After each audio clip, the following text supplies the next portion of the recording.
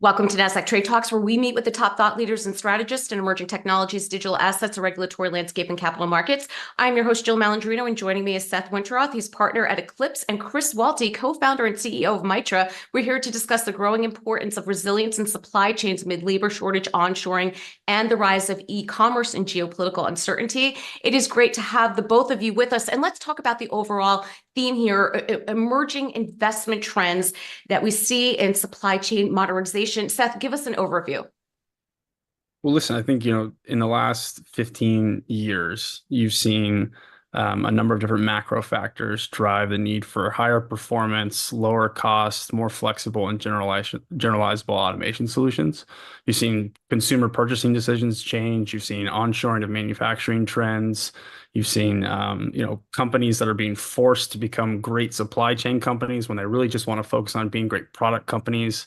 Obviously, we can't talk about supply chain without talking about what happened to the world during COVID in 2020 and 2021. So, it's just a moment in time where the market is ready and indeed is in dire need of modern solutions that drive greater efficiency for the overall category. So it's an exciting time to be thinking about the re-architecture of modern supply chain. Yes, I think, Chris, Seth makes a fantastic point here because that past 5 years, at least through the pandemic, the trajectory of the changes happened so quickly. So you have to think about the 24/7 shopping cycle, the shortages themselves, having the skilled labor to be able to modernize these supply chain issues. Tell us about some of the challenges that you see there. Absolutely. I mean, it's increasingly more expensive to manufacture abroad. It's increasingly exponentially more expensive to get those products in the country.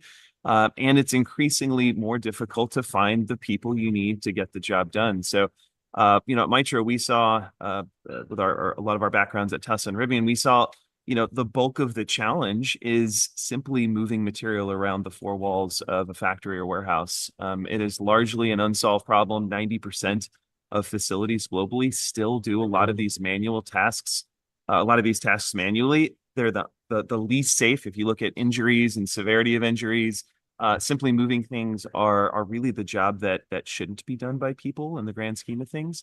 And so we are building the simplest thing that we could possibly imagine to do the most amount of work and the most amount of good to start to enable the workforce to focus on the much more challenging tasks around manipulation and support the economy as it needs to grow, and a lot of these challenging supply chain bottlenecks. Right. And that's kind of where the skill set reset comes in. So it's not that you have automation or robots, if you will, taking jobs away. It's just reskilling the workforce to think about it in a different way. It's reskilling. I mean, these organizations, we've heard up to 500% turnover year over year. I mean, imagine being an operator at one of these facilities and having to hire your entire staff 5 times in 1 year.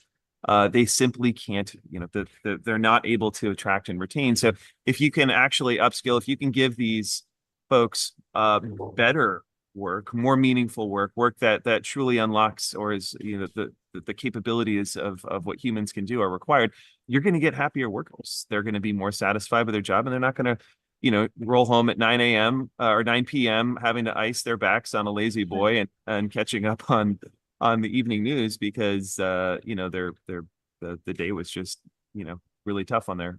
It was pretty aggressive. And that's a great point, Chris. Not only is it just a reset of skills, this could be an intriguing career path when you think about it longer term as well, so that you can eliminate, all the turnover that's taking place. Because Seth, at the end of the day, and while it was a lot of lessons learned during the pandemic period, there is a silver lining in terms of how to learn how to be resilient. So what does that look like going forward? Should we have another pandemic or some sort of disruption in the supply chain? What lessons have you learned to make it more resilient? Well, I certainly hope we don't have another pandemic, but I will say a lot of the trend lines that we saw were accelerated and pulled forward by this challenge that we went through as a globe.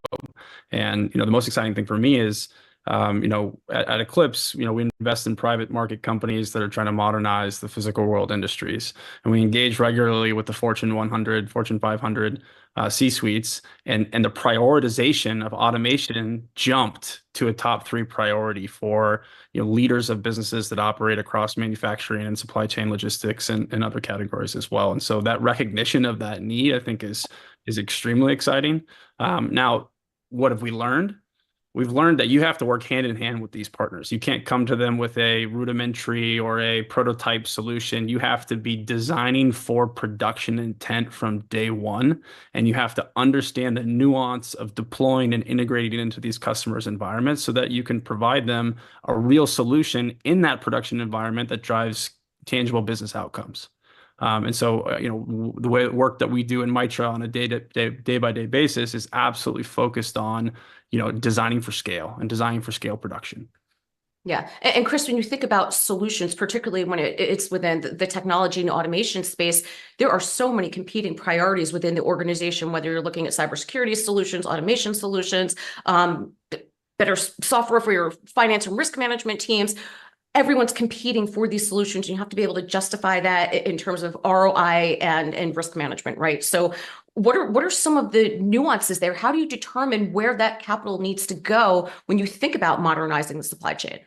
Yeah, I mean, you hit the nail on the head, right? It's what are the top 5 problems for these organizations, not just at the supply chain, but at the overall level, right? And when companies think about ROI, think about capital expenditures, CapEx is certainly an important part. But a lot of folks, where they've been burned by automation in the past is those sort of hidden, those long tail costs. What happens if my business changes? What happens if I need to pivot and expand or change something?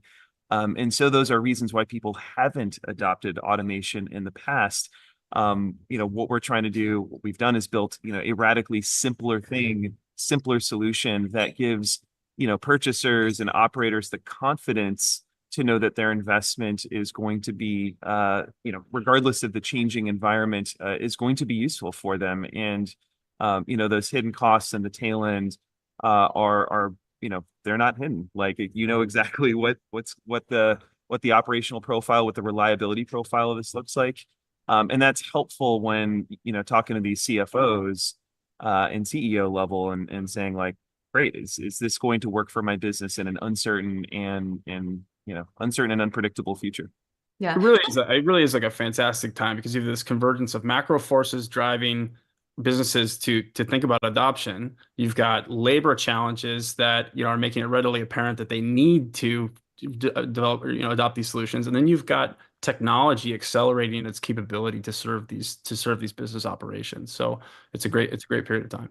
Yeah, and Seth, it's a great point that you bring up. So it's from the C-suite board and down, when you just have this, the way you think about the business in terms of risk management and skill reset. So with all this automation and AI that's coming on board, data, it's all about data. So now you're thinking about data privacy, governance, cybersecurity, whether it's mitigating or responding to, and what those longer term sustainable solutions look like, because it can sometimes be the chicken before the egg. Do you prioritize going to market and product and revenue, or do you do that longer term risk management analysis? So there's a fine balancing act there.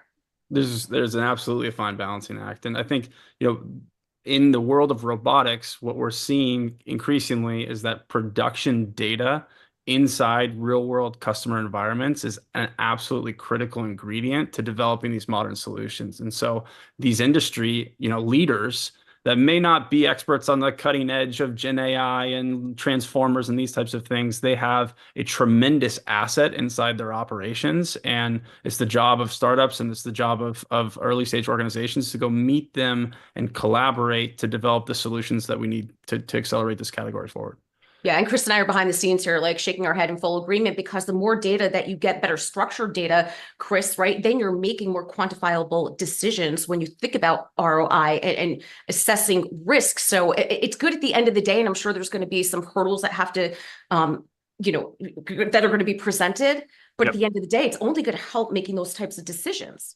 Yeah, and even some of the world's leading companies like Tesla and Rivian, one of the top 3 problems in manufacturing at these companies both is, where's my stuff? Where's my parts? Where am I at in my supply chain? Even just a static view that is very accurate is sometimes elusive for these companies. Then if you think about the rest of the companies throughout the supply chain, it becomes even more difficult. So having the right data is critical. Having it decentralized, right? One of the beauties that modern manufacturing is showing is that, like, you don't have to have an entire software connected chain to just torque a bolt on a wheel, right? And so that decentralization is not only helpful for manufacturing reliability, but it's also helpful for security, right? If someone, you talk about cybersecurity and someone being able to, potentially penetrate your systems, right? Reducing those single points of failure from a software perspective is absolutely key across manufacturing, across industry. I mean, you can even look across, warfighting as well.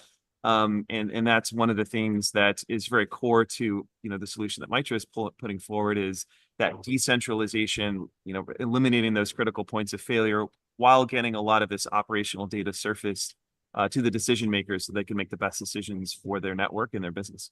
Right. And it's not even, that it's better for the industry or across multiple verticals, even internally as well.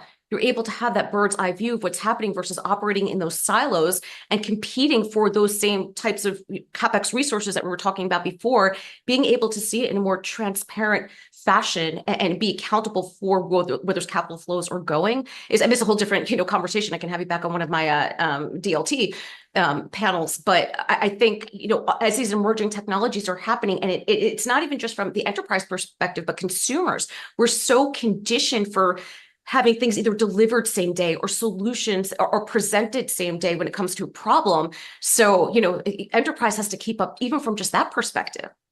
Absolutely. I think, we talk about the labor side of this equation, but if you were to enable, the C-suite of any, end-to-end retailer to reduce the amount of inventory they have to invest and hold on hand by 1 turn or 2 turns because they have better visibility and transparency in their supply chain, the implications to their balance sheet are significant. Mm-hmm. So we're attacking this from both sides at Mytra, and we're excited for what the next decade holds.